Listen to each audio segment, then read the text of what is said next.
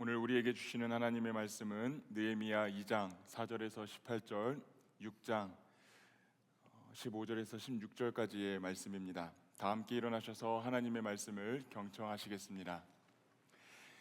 왕이 내게 이르시되 그러면 네가 무엇을 원하느냐 하시기로 내가 곧 하늘의 하나님께 묵도하고 왕에게 아뢰되 왕이 만일 좋게 여기시고 종이 왕의 목전에서 은혜를 얻었사오면 나를 유다 땅 나의 조상들의 묘실이 있는 성읍에 보내어 그 성을 건축하게 하옵소서 하였는데 그때의 왕후도 왕 곁에 앉아 있었더라. 왕이 내게 이르시되 네가 몇 날에 다녀올 길이며 어느 때에 돌아오겠느냐 하고 왕이 나를 보내기를 좋게 여기시기로 내가 기한을 정하고 내가 또 왕에게 아뢰되 왕이 만일 좋게 여기시거든 강 서쪽 총독들에게 내리시는 조서를 내게 주사 그들이 나를 용납하여 유다에 들어가기까지 통과하게 하시고 또 왕의 삼림 감독 아삽에게 조서를 내리사 그가 성전에 속한 영문의 문과 성곽과 내가 들어갈 집을 위하여 들보로 쓸 제목을 내게 주게 하옵소서 하매 내 하나님의 선한 손이 나를 도우심으로 왕이 허락하고 군대 장관과 마병을 보내어 나와 함께하게 하시기로 내가 강 서쪽에 있는 총독들에게 이르러 왕의 조서를 전하였더니 호론 사람 산발랏과 종이었던 암몬 사람 도비야가 이스라엘 자손을 흥왕하게 하려는 사람이 왔다 함을 듣고 심히 근심하더라. 내가 예루살렘에 이르러 머무른 지 사흘 만에 내 하나님께서 예루살렘을 위해 무엇을 할 것인지 내 마음에 주신 것을 내가 아무에게도 말하지 아니하고 밤에 일어나 몇몇 사람과 함께 나갈새 내가 탄 짐승 외에는 다른 짐승이 없더라. 그 밤에 골짜기 문으로 나가서 용정으로 분문에 이르는 동안에 보니 예루살렘 성벽이 다 무너졌고 성문은 불탔더라. 앞으로 나아가 샘문과 왕의 못에 이르러서는 탄 짐승이 지나갈 곳이 없는지라. 그 밤에 시내를 따라 올라가서 성벽을 살펴본 후에 돌아서 골짜기 문으로 들어와 돌아왔으나 방백들은 내가 어디 갔었으며 무엇을 하였는지 알지 못하였고 나도 그 일을 유다 사람들에게나 제사장들에게나 귀족들에게나 방백들에게나 그 외에 일하는 자들에게 알리지 아니하다가 후에 그들에게 이르기를 우리가 당한 곤경은 너희도 보고 있는 바라. 예루살렘이 황폐하고 성문이 불탔으니 자 예루살렘 성을 건축하여 다시 수치를 당하지 말자 하고 또 그들에게 하나님의 선한 손이 나를 도우신 일과 왕이 내게 이런 말씀을 전하였더니 그들의 말이 일어나 건축하자 하고 모두 힘을 내어 이 선한 일을 하려 하매 성벽 역사가 52일 만인 엘룰월 25일에 끝나매 우리의 모든 대적과 주위에 있는 이방 족속들이 이를 듣고 다 두려워하여 크게 낙담하였으니 그들이 우리 하나님께서 이 역사를 이루신 것을 알미니라. 이것은 하나님의 말씀입니다. 아멘. 하나님 아버지와 우리 주 예수 그리스도로부터 오는 은혜와 평강이 예배를 드리는 모든 그리스도의 청년들, 특별히 오늘 청년 액침 브릿지를 졸업하는 모든 지체들과 또 오부 예배의 성도님들에게 함께하기를 우리 주님의 이름으로 축원합니다. 3주 만에 이 자리에서 여러분을 다시 뵙습니다. 2주 전에는 휴가를 잘 다녀왔고요. 지난주엔 하늘 본향을 향해 영원히 끝나지 않을 휴가를 떠나신 제 할머님의 여행길을 배웅해드리고 왔습니다.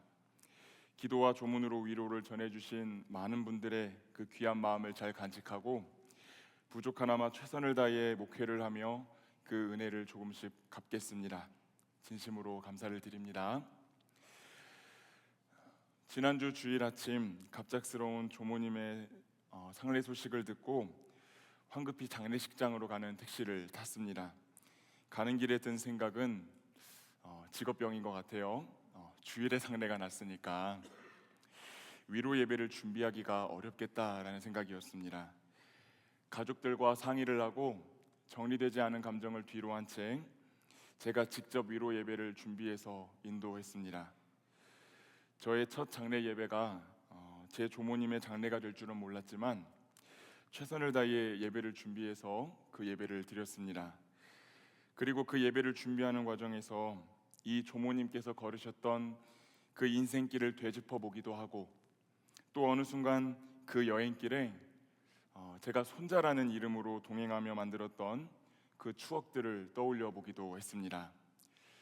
장례를 다 마친 후 가족들을 위로하고 교회로 바로 돌아왔습니다. 그런데 돌아오는 길에서 이런 생각이 드는 거예요.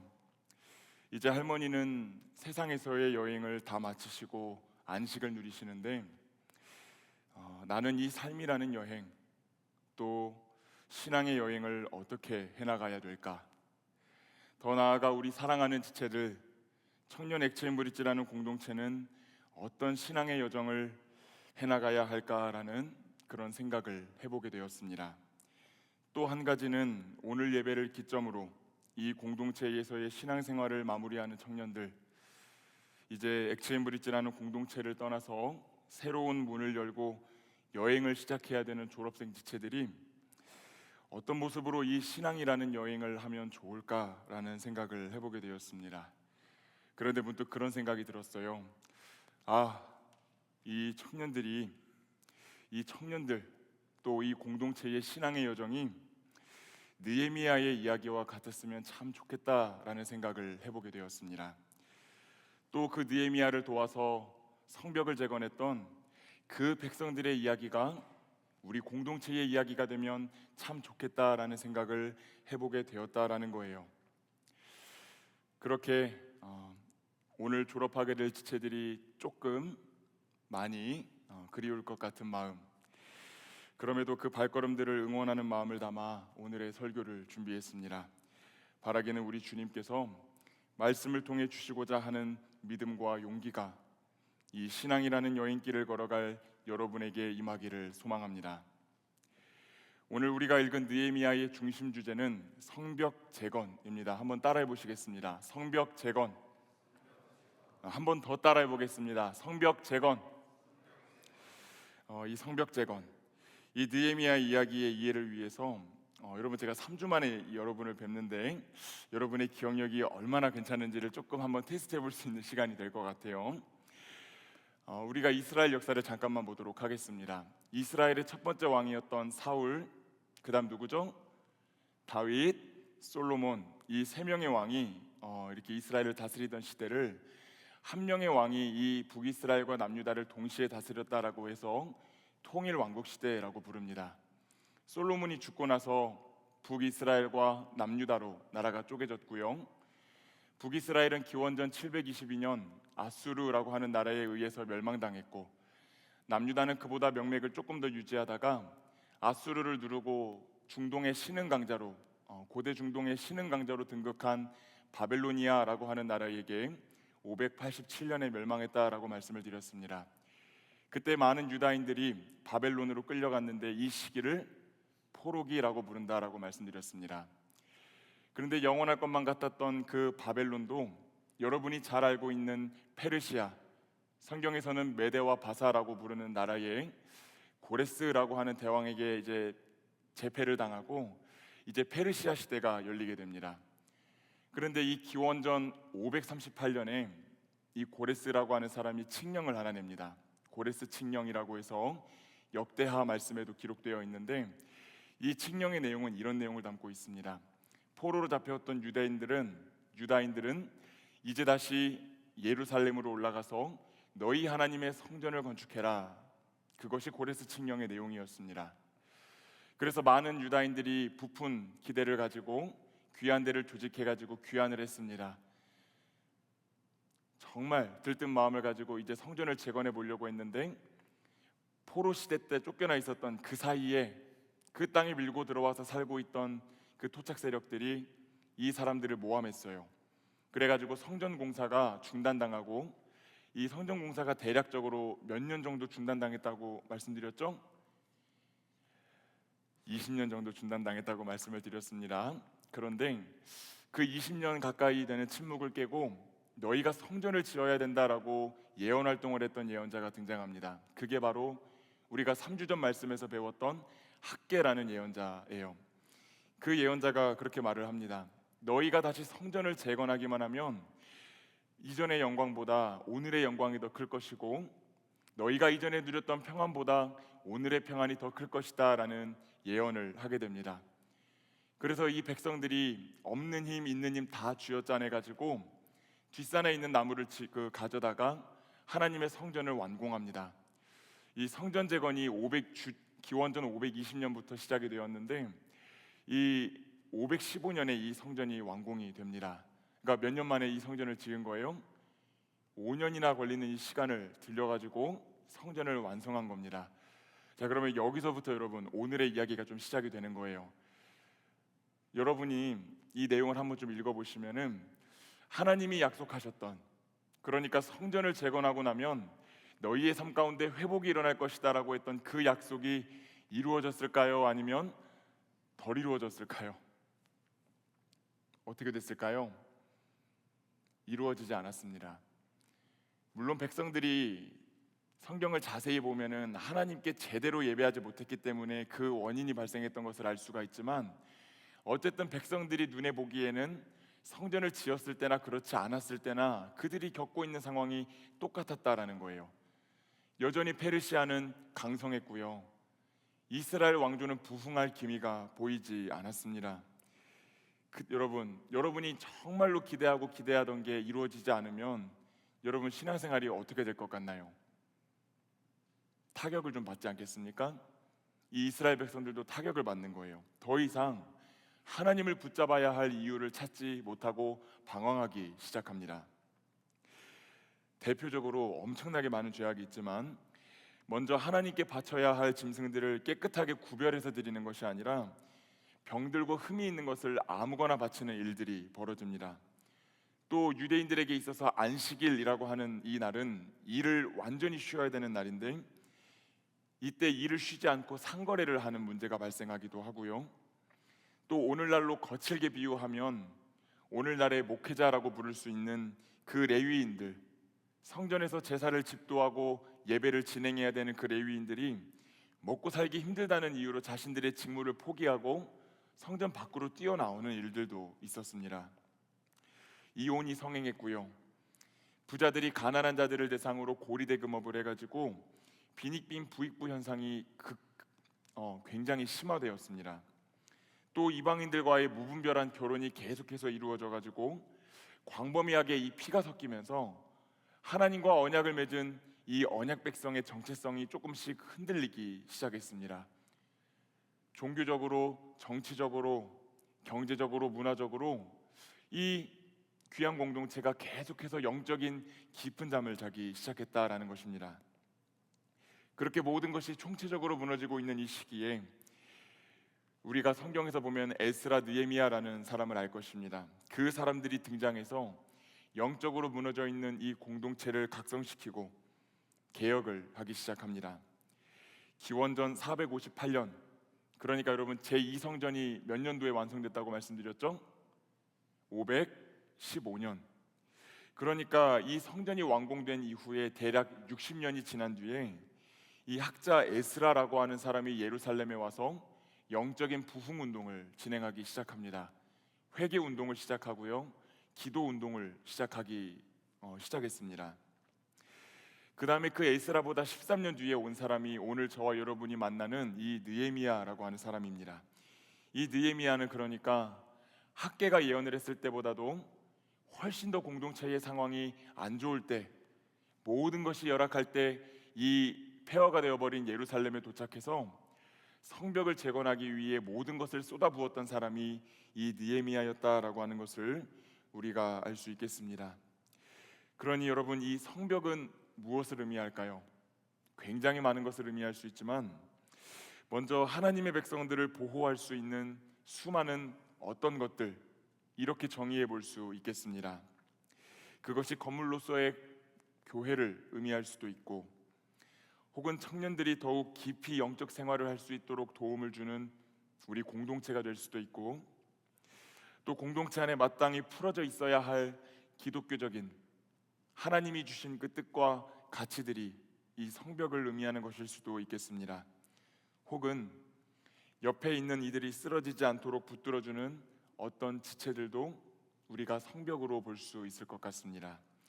이 점을 염두에 두시고 이 느헤미야, 그리고 그와 함께 했던 귀한 공동체의 이야기를 만나보면 좋겠습니다. 이 느헤미야는 오늘날로 말하면 고위 공무원으로 볼 수 있는 사람입니다.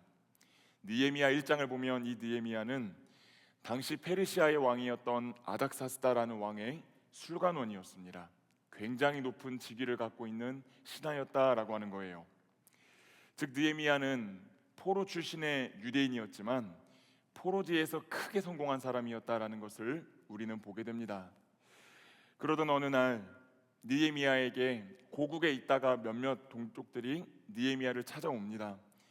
그리고 그 동족들이 이야기를 해주는 거예요. 먼 과거 예루살렘에 먼저 갔던 동족들이 성전도 지었고 얼마 전에는 에스라라고 하는 학자도 와가지고 영적인 개혁 운동도 했다더라.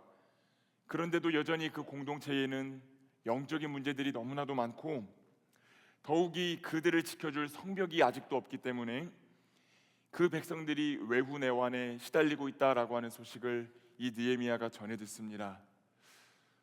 여러분이 느헤미야였다면 이때 어떻게 하셨겠어요? 나는 잘 누리고 있거든요. 나는 잘 먹고 잘 살고 있습니다.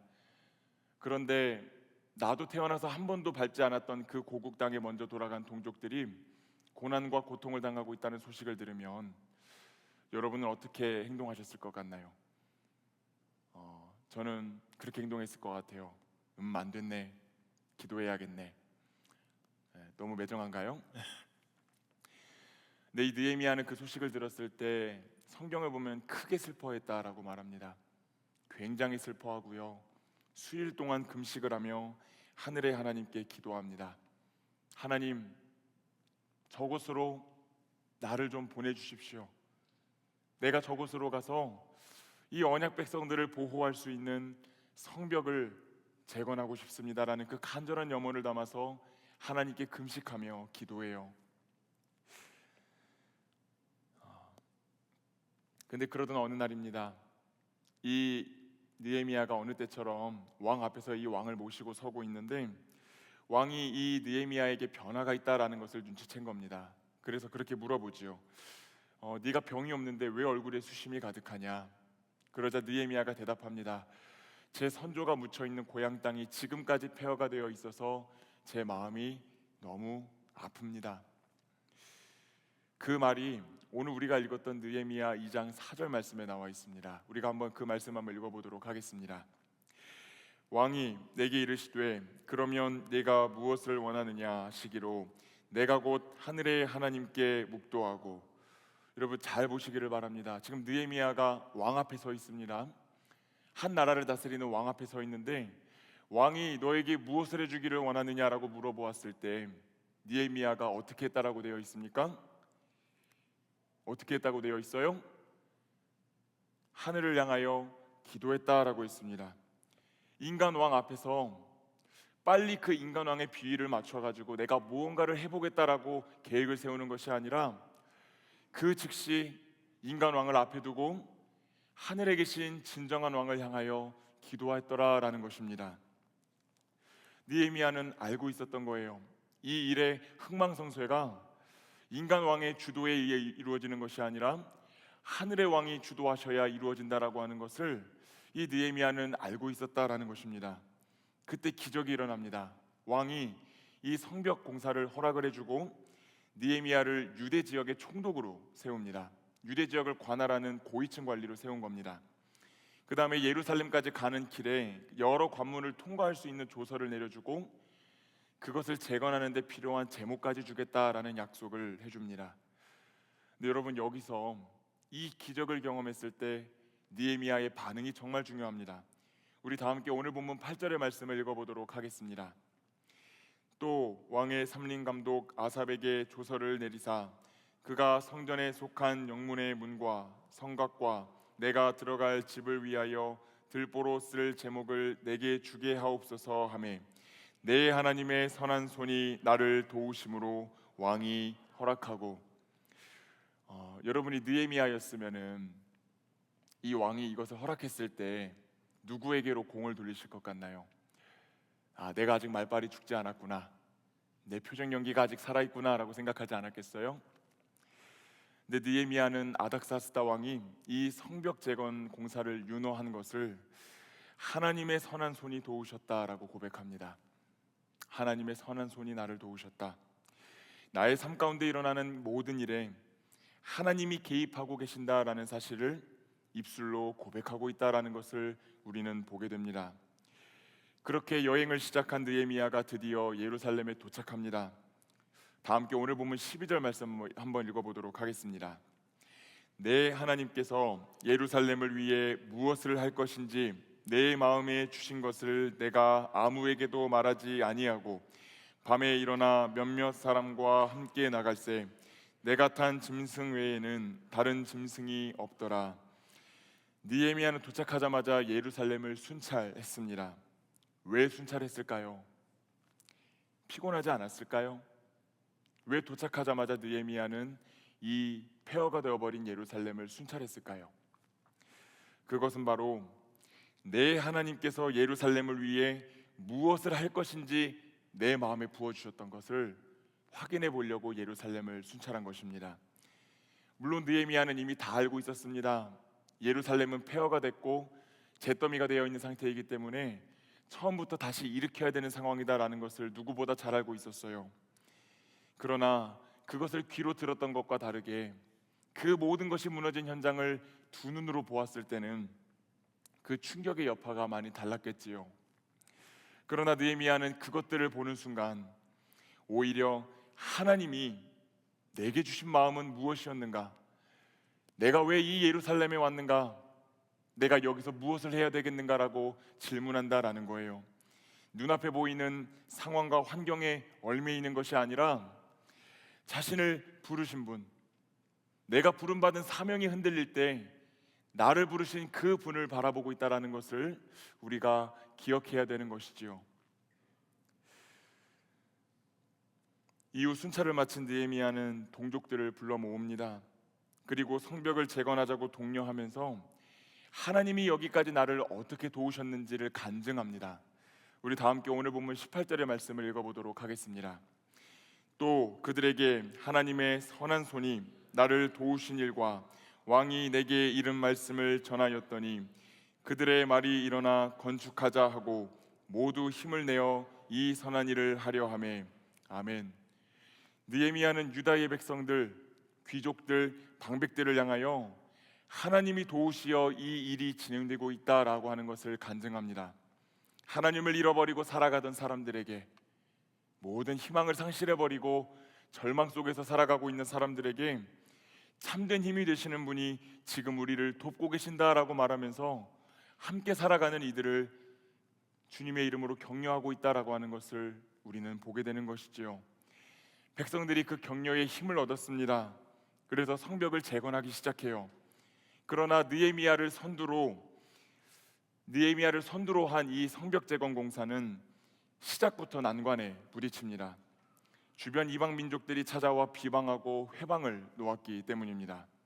그러나 느헤미야는 그 대적들을 향하여서도 우리가 오늘 읽지는 않았지만 담대한 마음으로 선포하고 있는 것을 우리는 보아야 됩니다. 다 함께 느헤미야 2장 20절의 말씀을 읽어보도록 하겠습니다.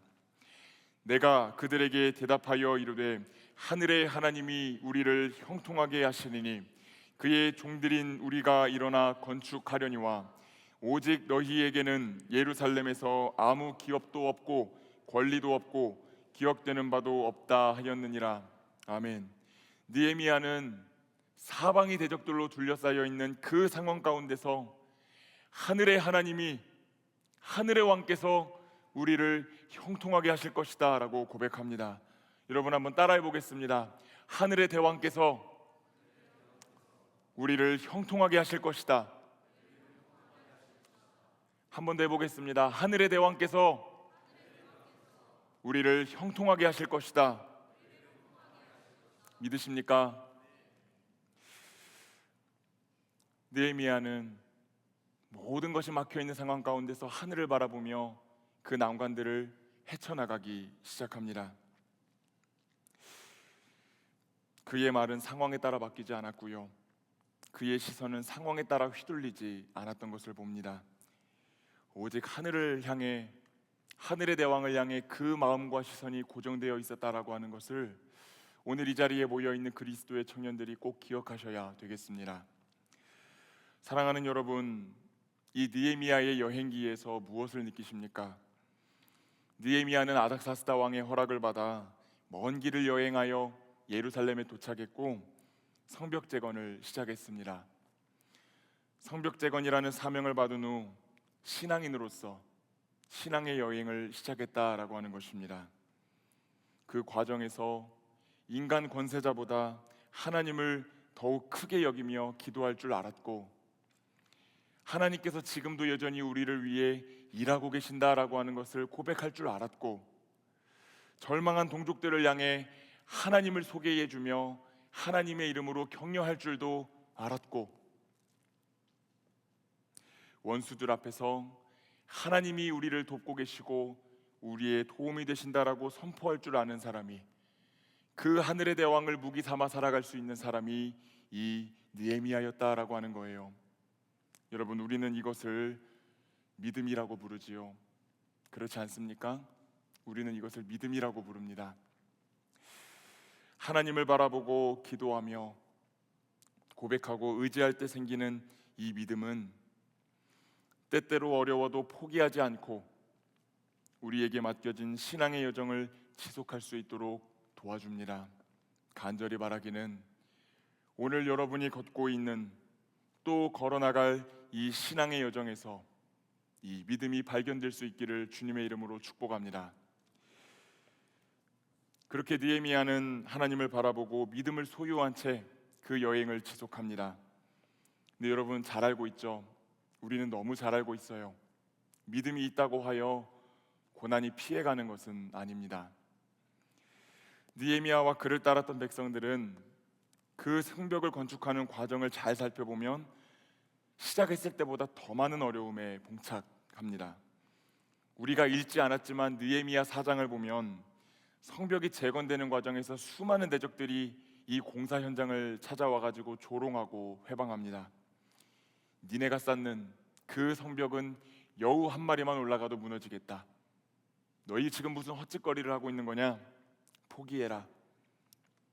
그런데도 이들이 포기하지 않으니까 군대를 동원해 가지고 이 공사를 중단시키려고 합니다. 그런데 하필이면 그때 이 유다 사람들은 힘이 너무나도 빠져 있어 가지고 어떤 걸 할 힘도 없었고, 그래서 성벽도 절반 정도밖에 쌓지 못했다라고 이 4장 말씀이 기록을 하고 있습니다. 그래서 느헤미야를 비롯한 백성들은 한 손으로는 짐을 나르고 한 손으로는 칼과 창을 든 채 공사를 지속했다라는 기록이 있습니다. 다 함께 느헤미야 4장 17절의 말씀을 읽어보도록 하겠습니다. 성을 건축하는 자와 짐을 나르는 자는 다 각각 한 손으로 일을 하며 한 손에는 병기를 잡았는데, 그들은 새벽부터 밤까지 일을 하며 감당하기 어려운 피곤함과 대적들이 언제 쳐들어올지 모른다는 불안감 속에서 성벽 공사를 이어갑니다. 굉장히 어려운 시기를 보냈다라고 하는 것이지요. 또 느헤미야는 다른 위기에도 부딪히게 됩니다. 바로 민족의 위기 앞에서도, 정말 이 민족의 운명이 풍전등화와 같은 그 상황 속에서도 이기심과 물질 만능주의를 앞세우는 유다의 귀족들과도 싸워야 됐습니다. 다 함께 느헤미야 5장 5절의 말씀을 한번 읽어보도록 하겠습니다. 우리 육체도 우리 형제의 육체와 같고 우리 자녀도 그들의 자녀와 같거늘 이제 우리 자녀를 종으로 파는도다. 우리 딸 중에 벌써 종된 자가 있고 우리의 밭과 포도원이 이미 남의 것이 되었으나 우리에게는 아무런 힘이 없도다 하더라. 그 당시 모든 것을 뺏겼던 백성들의 고백입니다. 당시 유다 공동체는 경제적으로 굉장히 열악했습니다. 거기에 흉년이 더해져 가지고 곡식을 구할 수가 없는 상황이었기 때문에 이 가난한 백성들은 그나마 갖고 있던 자기의 집과 포도원을 팔아서 곡식을 샀습니다. 그런데 나중에 빚을 갚을 능력이 되지 않으니 이 부자들과 귀족들이 가난한 백성들을 대상으로 고리대금업을 했고, 급기야 그 자녀들을 잡아다가 종으로 팔아버리는 일까지 발생했습니다. 민족적 위기를 타개하기 위해 온 백성이 힘을 합해도 모자란 상황에서 공동체 안에는 이기심과 물질 만능주의로 인해 겨우 모아놓았던 모든 것들이 다 뿔뿔이 흩어지고 있었다라는 것입니다. 그런데 여러분, 느헤미야가 여기서 굴복하지 않습니다. 오히려 그 문제를 정면으로 마주하고 그 문제를 일으킨 귀족들과 민장들을 불러내어서 꾸짖고 정당치 않게 갈취한 모든 것들을 돌려보내고 절대로 이자를 받지 말라고 공표합니다.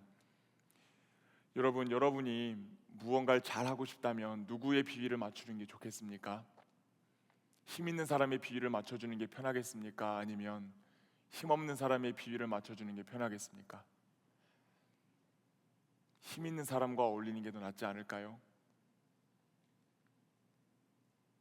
그리고 그게 저와 여러분이 살아가고 있는 이 세상에서 질비하게 보여지는 모습이 아닙니까? 그런데 느헤미야는 그렇게 하지 않았다는 거예요. 힘없는 이들의 편에 서서 모두가 함께 갈 수 있도록, 모두가 함께 살 수 있도록 그 방향을 제시하고 거기에 필요한 말과 노력을 아끼지 않았습니다.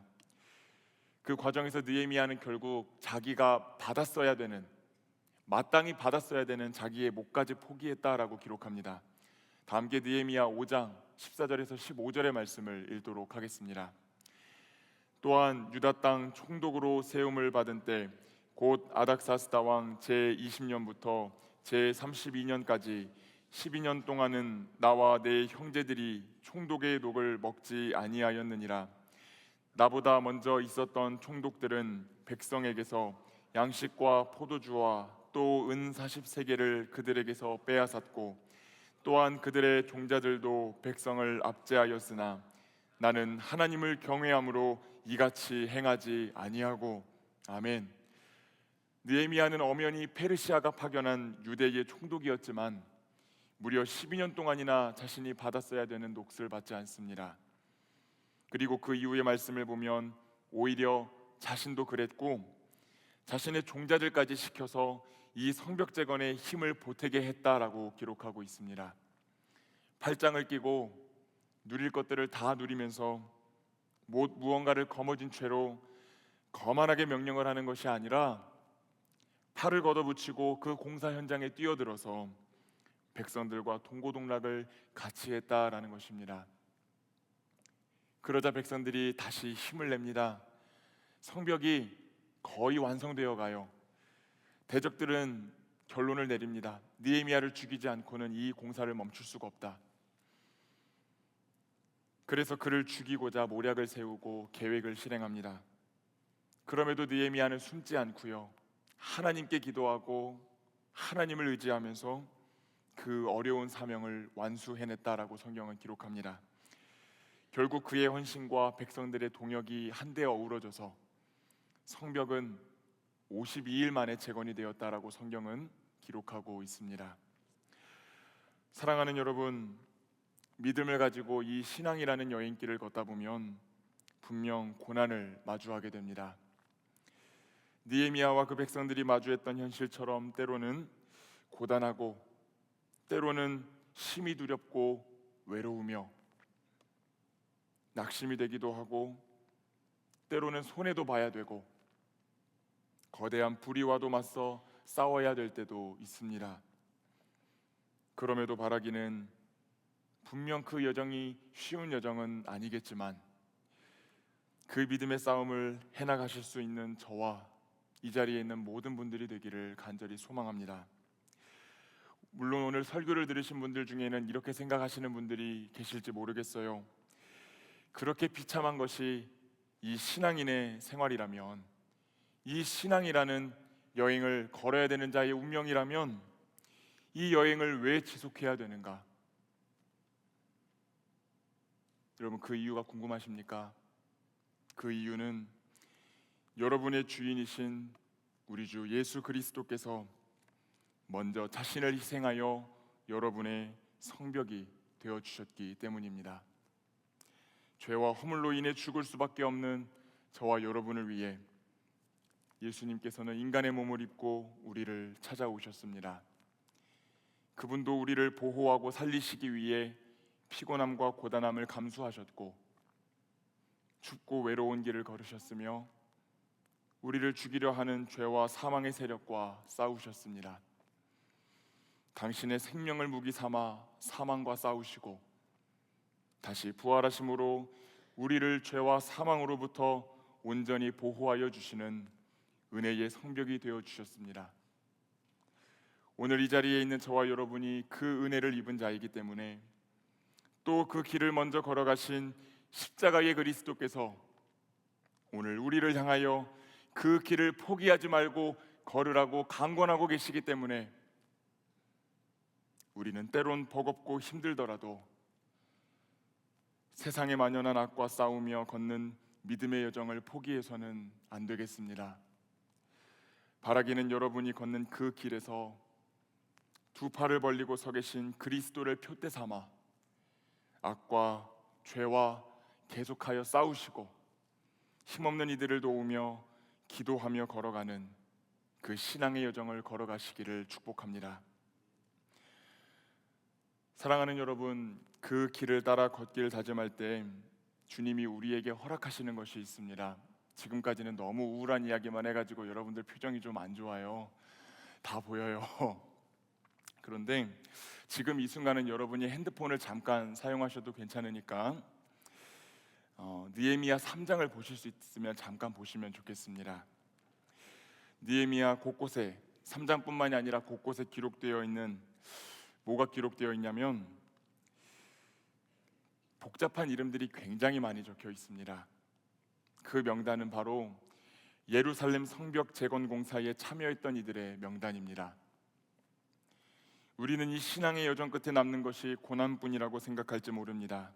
그러나 하나님은 느헤미야의 말씀을 통하여 또 느헤미야 곳곳에 기록되어 있는 그 백성들의 이름을 통하여 이 신앙의 여정에 동참한 백성들의 이름을 자신의 심장에 새기시고 기억하고 계신다라고 말씀하십니다. 느헤미야뿐만이 아니라 1등만 기억하는, 대표만 기억하는 그 세상과 다르게 우리 주님은 아무도 모를 것만 같던 그 백성들의 이름까지 성경에 기록하셔서 그 성경에 기록되어 있다는 것을 보여주시지요.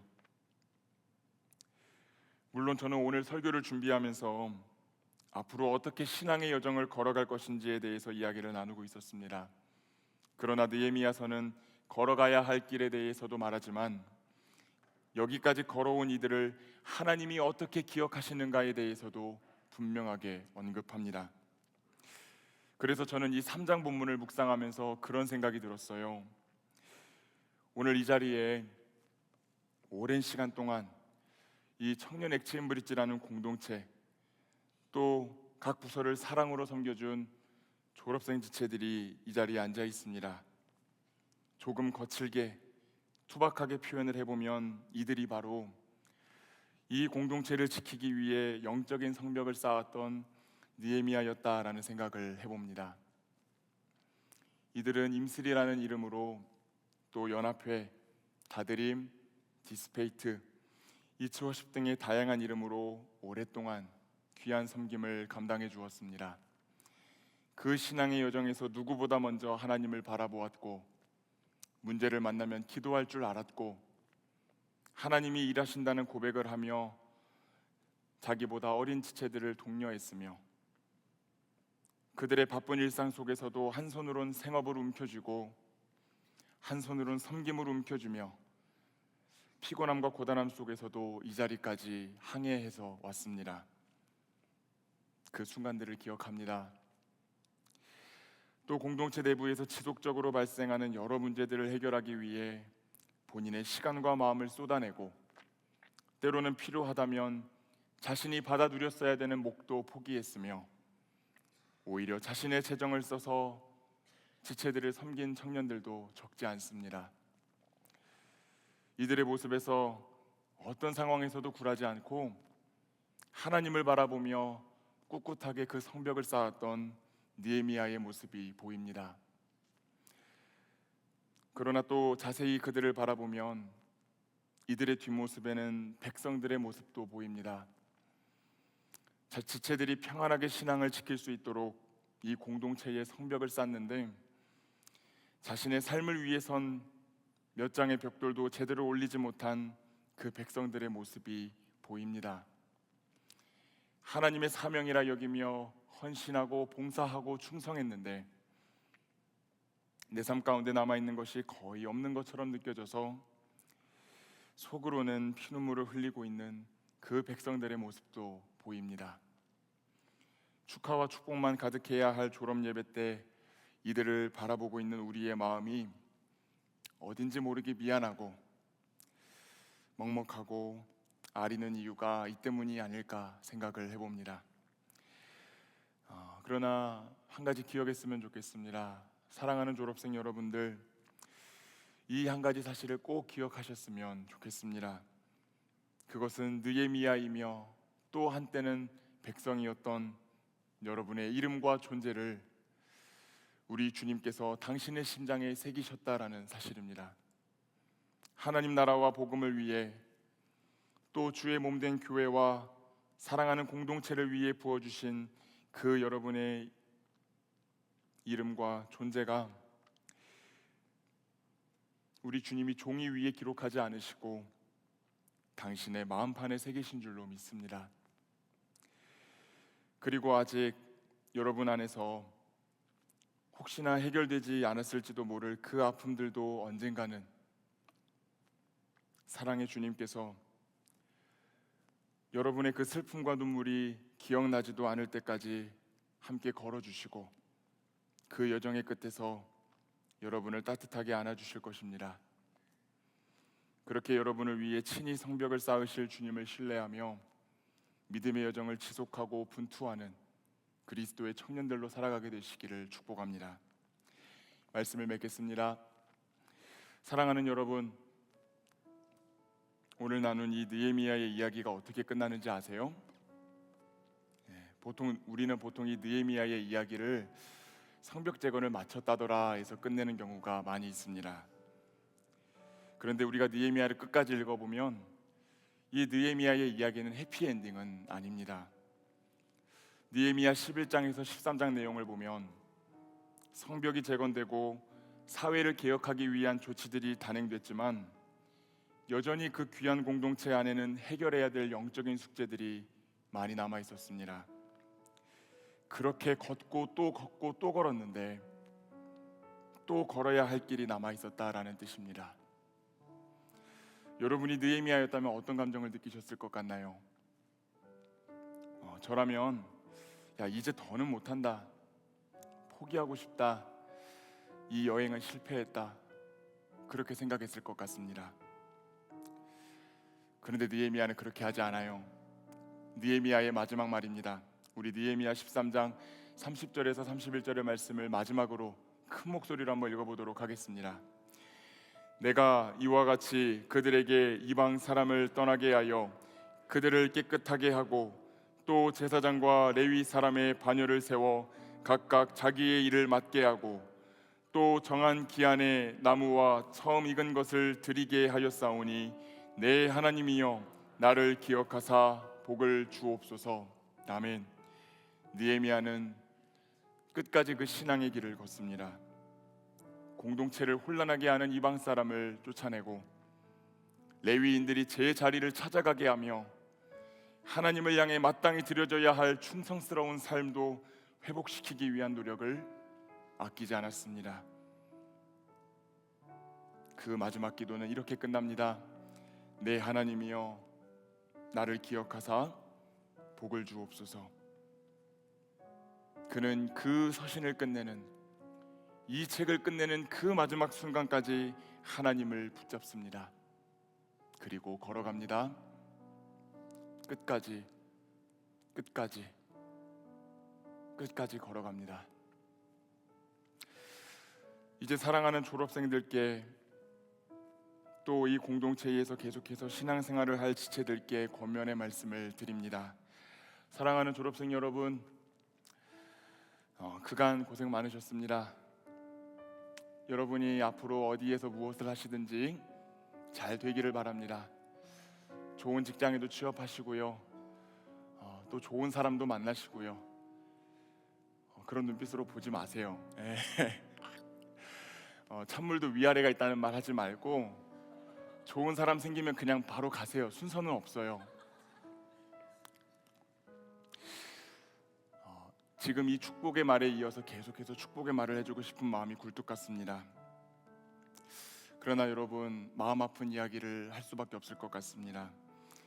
여러분이 지금까지도 수도 없이 그렇게 걸어오셨지만 여러분들이 이 공동체를 떠나 또 새로운 공동체로 가실 때에는 그 공동체 역시 무언가 개선해야 될 문제점들이 있을 것입니다. 무언가 바꿔야 될 것이 있을 수도 있고요, 무언가 견뎌내야 될 것이 있을 수도 있고요. 교회가 한국 사회 안에서 살아가는